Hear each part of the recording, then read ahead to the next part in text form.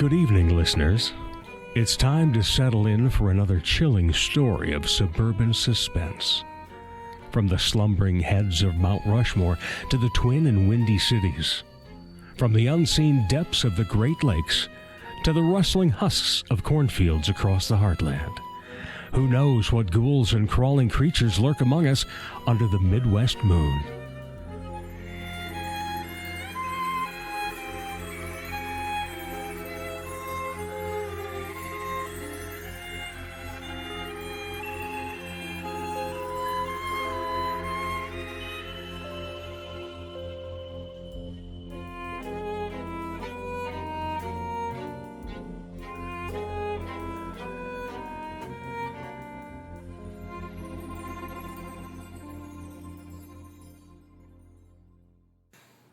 Milwaukee Shadow Monster. Comic books had never meant summer for Sam, like most, who think of comics in the same vein as baseball games and snow cones, red and blue like 3D glasses, and the popcorn and pop of mid-July movies. No, comics would always be a winter treat, a fresh stack of issues unwrapped at Christmas, waiting to be poured over from a cocoon of blankets and pillows while a bitter wind tantrums outside. Having already exhausted her gifted books, a Frankenstein graphic novel and the most recent issue in the new run of The Flash, Sam bundled up to walk to the comic book store in search of something different. Sam felt in the comic shop that she imagined her empty nest uncle felt at the counter of his favorite diner, immediately cheered and a little less alone. Even when she wasn't looking to buy anything, Sam found comfort in the tiers of glossy covers, all the color and action and villains and thrills. A cardboard cutout of Venom stood in the center of the store's back wall, dividing the shelves into two sections, new releases and novelty titles. The novelty comics were a mix of special issues, gimmicks tied to promotional events, and works by regional writers and artists. Sam browsed one comic that featured Hanukkah in Central City and flipped through another titled The Midwest Mariner. The illustrations impressed her, black and blue images with the look of woodcut prints, but the nautical theme didn't interest her, and she carefully reshelved it. She started to move on to another section when a flash of gold winked in her periphery. Just below eye level and tucked halfway behind another comic shone a unique, handmade-looking comic, The Milwaukee Shadow Monster. The title was gold-foiled, and the cover featured a shadowy figure backlit by a bright light. Sam opened the first pages and saw it was published by a local printing press, though no author or illustrator was listed. An employee stocking the shelves beside Sam noticed her interest. "That's a fun one," he said, pausing from his work and smiling as he nodded toward the book. He explained how the comic's gimmick was that secret messages and bonus images appeared on pages when you shone a light on them. A tiny flashlight was attached to the book, dangling from the spine on the string. The employee told Sam how a lot of customers flipped through the book, testing out the flashlight on the blank pages, but no one had been interested enough to buy it. He suspected it was because a couple of the pivotal pages did not respond to the light. "It could be the age of our copy or maybe a printing error. It's a neat idea anyway," he said. Sam agreed. This was exactly what she was looking for. She headed to the register, picking out a holographic sticker of the Green Goblin and grabbing a pack of grape Big League Chew from the counter. "I hope you enjoy the story," the employee told Sam, sliding the comic into a slim paper bag with her gum and sticker. Though she had space for the bag in her backpack, Sam chose to carry it instead, gently crumpling the top of paper to hear its satisfying crinkle as she walked home. Once back in her bungalow of solitude, Sam slipped the comic book out of the bag onto her bed. She pulled off her tennis shoes and climbed under her comforter. She couldn't think of a better way to spend her last day of holiday break than escaping into a new story. Within moments, Sam was in lockstep with the heroine as she investigated a band of shadow creatures who had infiltrated her quiet suburban neighborhood. Every several pages came a blank page or blacked-out pane requiring Sam to use the flashlight to reveal a speech bubble or hidden image, the words and drawings blossoming like faint neon tattoos. Halfway through the story, Sam ran into what the comic shop employee had mentioned. Shining the light on the climatic page was supposed to reveal the villain, but nothing happened. The heroine reeled, frozen in fear by whatever she saw in the black expanse, with one arm raised protectively in front of her and her face wrenched away from... What? What was it? Sam tried pointing the flashlight from different angles and ran her fingers over the inky shadow on the page. Nothing.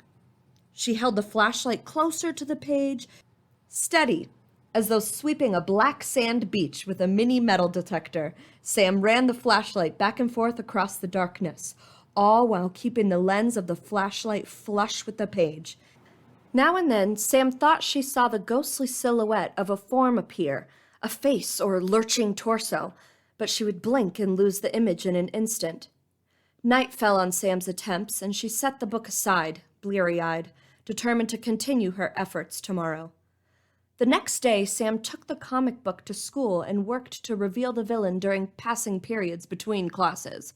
Her friend Chase tried to help, offering suggestions like warming the page with her hand or dabbing it with lemon juice. The first had no effect, and Sam feared the second would just dampen and wrinkle the page. "Maybe you need a brighter light," Chase suggested. "The flashlight is cool, but maybe it's more of a novelty. You should try shining something stronger." That gave Sam an idea. After school, she rushed home and headed straight for the garage. Her dad had a workshop set along the side wall where he fixed appliances and restored old radios. Telescoping out from the wall was a megawatt light on an accordion arm that could be adjusted to shine down on the workspace from any angle. Sam pulled out the comic and held it open on the table. With mittened hands, she powered on the light and swung it low over the stubborn page. Nothing happens for several moments. Sam was about to call it quits when suddenly the light flared blindingly bright and a rush of air tore through the garage like hurricane wind through a tunnel. The pages of the book flapped violently in the gale as the dark shape lifted from the page, almost like a black vapor, and floated up towards the light before vanishing. And in an instant, the work lamp's ball burst, leaving Sam gasping in a sudden pitch darkness. The wind abated as quickly as it had kicked up. The shape that rose from the book had looked to Sam strangely, impossibly human. A loud knock jolted Sam from her shock. "Sammy!" her mother called from the kitchen just on the other side of the garage door. "Don't forget you're watching Miles tonight!" Sam let out the breath she had been holding in and untensed her shoulders. Whatever had just happened must have been imagined, surely. She did this sometimes, got too invested in a story and slipped the slightest bit into a cosmic's fantasy. The wind and shattered light bulb were harder to explain. Maybe poor insulation and freezing temps could be blamed for both. But she would have to sort it out later. She felt her way to the door and headed inside to gather her things before making her way across the street to watch the neighbor's son, Miles. Sam loved babysitting for the same reason that she loved comics and theater. She got to indulge her love for storytelling, for magic and make-believe.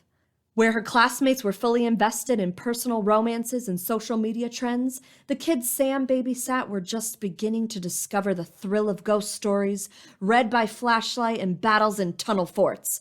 Miles was especially fun to babysit. He had a whole arsenal of Nerf guns and super soakers, and he was always up for a science experiment or a dance competition. Tonight, Sam polished rocks with Miles, and the two took turns drawing each other's portraits. As dusk approached, they ordered a pizza and threw snowballs in the driveway until the delivery man arrived. The whole night, despite Miles' diversions, Sam's thoughts flitted back to the incident in the garage and to the comic in her book bag. After eating and writing a list of rules for a new board game they invented, Sam led Miles up to his room to go to sleep. Adventurous and mature as he was, Miles was every bit his age when it came to fear of the dark. Sam loved that about him.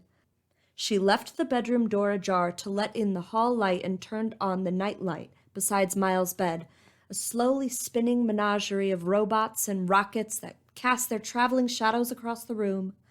The parade of silhouettes circled the walls, long and distorted on the far wall and crumpled as they passed over the curtains above the bed. After 2 bedtime stories and the promise of pizza for breakfast, Miles drifted off and Sam retreated to her biology homework downstairs. 20 minutes later, as Sam was nearing the halfway point of her assignment, a scream shot through the house's sleepy silence. Miles. Sam rushed upstairs and pushed into his room. "Hey, what is it?" she asked, moving to sit beside him.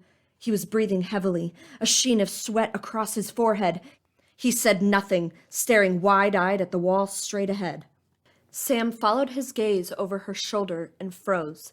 There, above Miles' dresser on the far wall, was the profile of the shadow monster from the comic. His curved shoulders and round nose stood out against the sharp geometric shadows of the nightlight. His silhouette remained motionless as the robots and astronauts continued their lazy loop around the room, until suddenly the shadow creature lurched in the opposite direction of the nightlight, arms raised high as it lunged toward the bed. Sam shrieked and gathered Miles in her arms. She lifted him up, taking an armful of comforter with him, and bolted for the stairs. Sam hurried down the stairs, tripping repeatedly over the bulky bedding wrapped around Miles.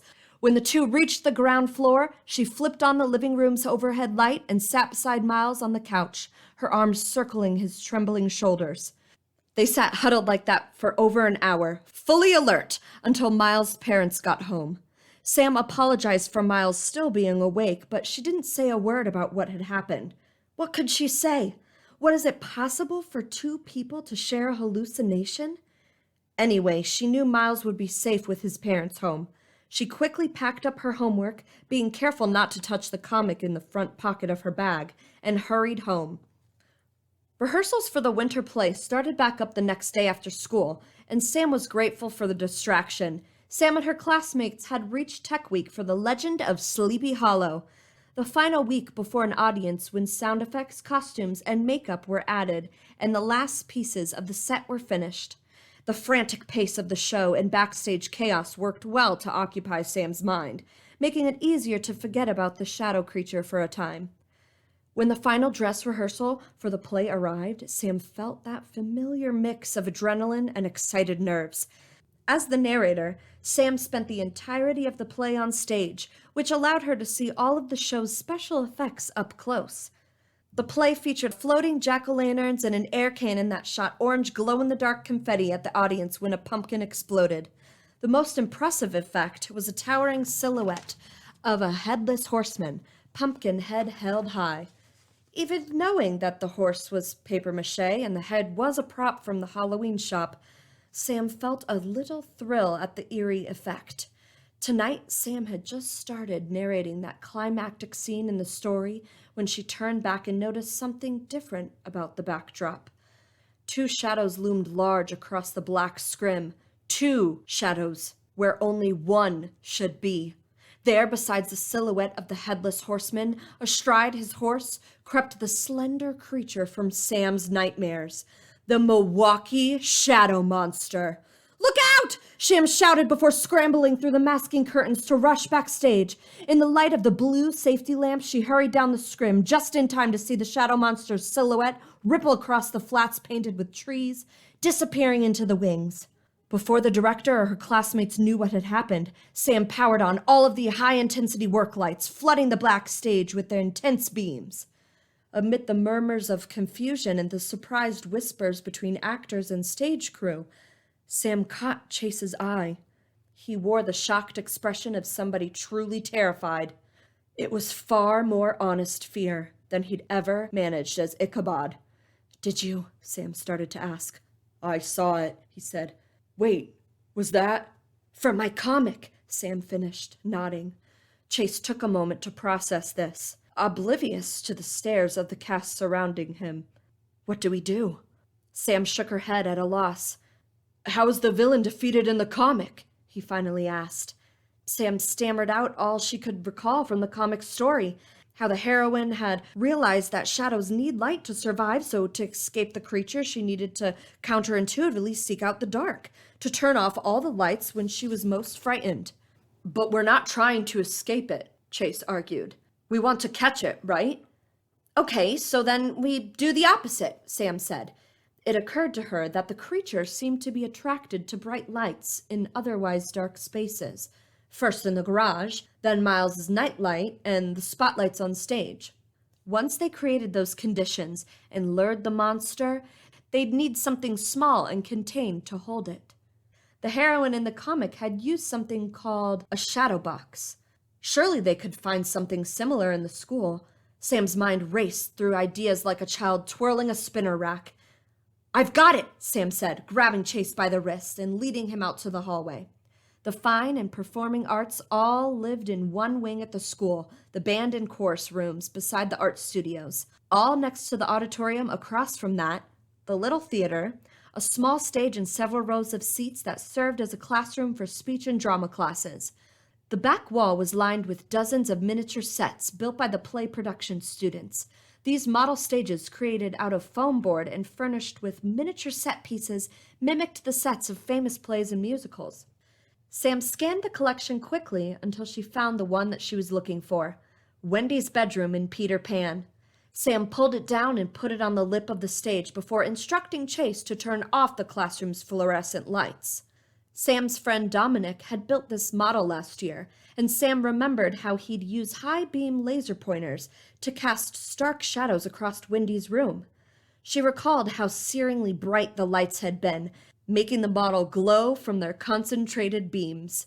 Sam found the switch that powered the miniature lights and turned it on. The dusty display lit up like a marquee. Within moments, just as in the garage, a sourceless wind whipped her all around Sam and Chase, and in that instant the two friends spotted the black shadow monster floating across the classroom ceiling. The monster's vapory form tore away from the ceiling, and it traveled haltingly down toward the model, its limbs scrambling wildly as if it was trying to escape an unseen pull. Then all at once the dark shape seemed to funnel into a miniature set, vanishing as laser lights blinked out. Immediately the wind died, and Sam and Chase panted in the dark and sudden quiet. All night Sam and Chase guarded the model set, taking turns watching it as the other slept. The next morning they tried to find the publishing house printed in the comic book, but the press was clearly defunct. All they found at its address was a rundown office space, its windows semi-boarded up, and inside a single desk littered with dusty stacks of paper and binders.